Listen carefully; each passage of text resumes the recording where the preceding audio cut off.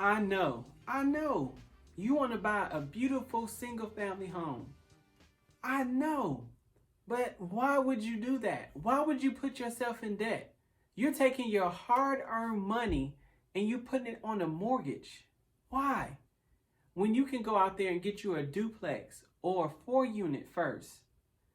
Because that way you're going to put yourself in a position where you are not paying the mortgage because you have renters that's going to pay the mortgage for you. If you have a 4-unit and live in one of the units, those 3 renters are going to take care of your mortgage and you're going to have a passive income. And so you're going to be mortgage free. So the money that you're earning from your 9-to-5 job or from your business, you get a chance to take that money, save it so you can invest. You have to get your money working for you. We have to change how we're looking at the American dream because the American dream are putting Americans in debt. And I need you to change your mindset around that so that you can set your family up for generational wealth. Here's something that you're already doing, but you're not getting credit for it. And that's making your rental payments. See, there's companies out there that will go back at least 2 years to add your rental history, which will help increase your credit score anywhere from 50 to 100 points. I know that you heard this because I've heard this and all my clients have heard this, that Credit Karma is a scam. But guys, actually they are not a scam. They just use a different scoring system. And there are hundreds of scoring systems out there. Credit Karma use something called the Vantage system, and then other companies like banks, the mortgage companies, the car dealers, they use FICO. Now, even FICO has different scoring systems with FICO 6, 7, 8, 9, you name it.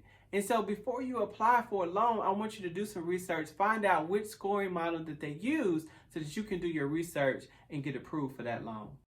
If you are a business owner, listen to me very carefully. If you are using your personal accounts to run your business, stop, because you're taking on so much liability. If somebody sues you, they're going to take all your assets because your business isn't separated from your personal. You got to separate the two. You want to go ahead and incorporate your business, right? You can do an S Corp, a C Corp, a LLC. Get with your accountant so they can tell you which would be best for the type of business that you have. But you got to go do that ASAP so that you don't take on additional liability. If someone decides to sue you, they won't take all your personal assets. Stop using your debit card. Right now, I want you to go cut it up. Don't use your debit card. You are losing out on so many rewards. See, when you use your credit card, you can get cash back, you can get airline mileage, you can get hotel points. It's so many different rewards that you can receive when you use your credit card. Also, if you're still using the debit card, you're not establishing any type of credit, right, with the credit card companies. When you use your credit card, you're establishing a relationship so that you can get higher credit limits. So stop using your debit card. I want you to cut them up today. You got to learn the rules of the game if you want to win in this credit industry. See, most people only think that there are 3 credit bureaus, Equifax, TransUnion, and Experian, and that's just not true. There are secondary credit bureaus. Companies like LexisNexis, ARS, SageStream, those companies are used by those big 3 to verify your information. And so in order for you to have an effective removal of negative accounts, you're going to have to freeze those accounts. So you can go online, look up LexisNexis, look up ARS, look up SageStream, freeze those accounts. So when you do dispute and challenge an item for removal, you're going to have a better chance. After I filed a Chapter 7 bankruptcy, I thought my life was over. But after I did my research, I found out that it can be removed from your credit report. And so what I learned is this, guys, this is so important. I learned that the court has nothing to do with placing that on your report. And so the credit bureaus actually hire a company to go out and find public record and place it on your credit report.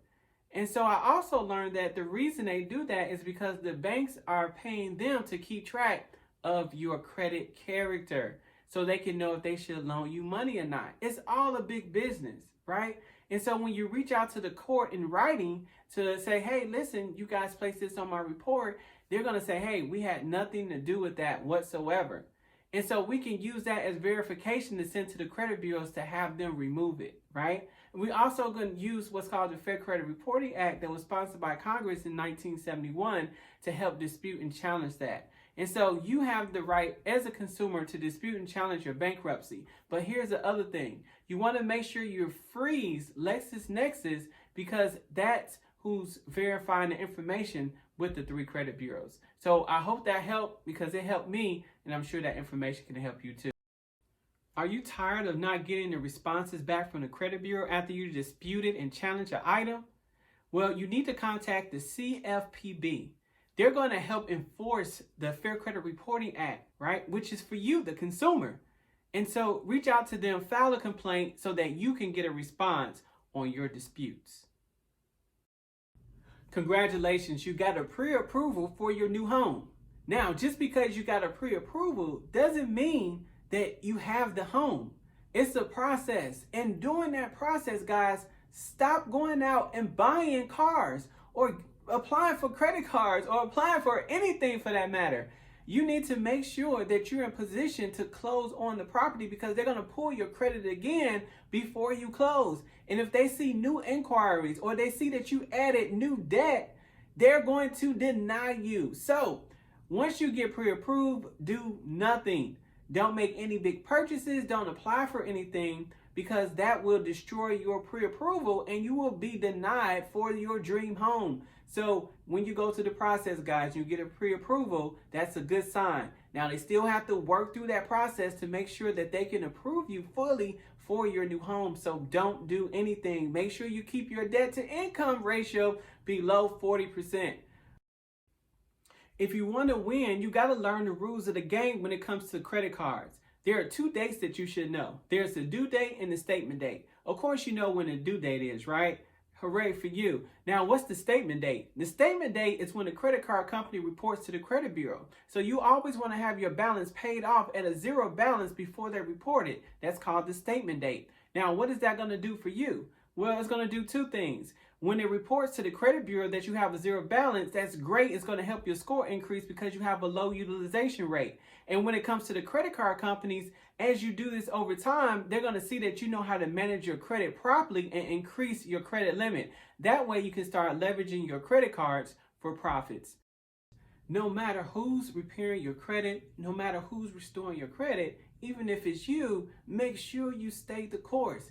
Remember what the end goal is. If it's purchasing a new home, starting a new business, right? Getting a high limit credit card, getting a new car, stay the course because it's worth it. But don't start and stop, start and stop. When you do, you stop the process, you slow the process down, and you'll never reach your goal. That's like driving through a storm. Halfway through, you decide, you know what? I'm not going to go. I'm going to turn around. And then you're going back the other way, and you're going to end up in the same position that you started in. Go through the storm, and on the other side, it's going to be sunshine, right? Go through the storm. That's even when you're having difficulties in your life.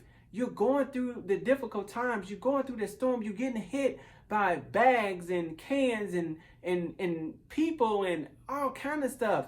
But keep going, because if you keep going and you push through, on the other side, it's going to be worth it. It's going to be the end result that you actually want. But if you turn around, you're just going to start over again. Go through this.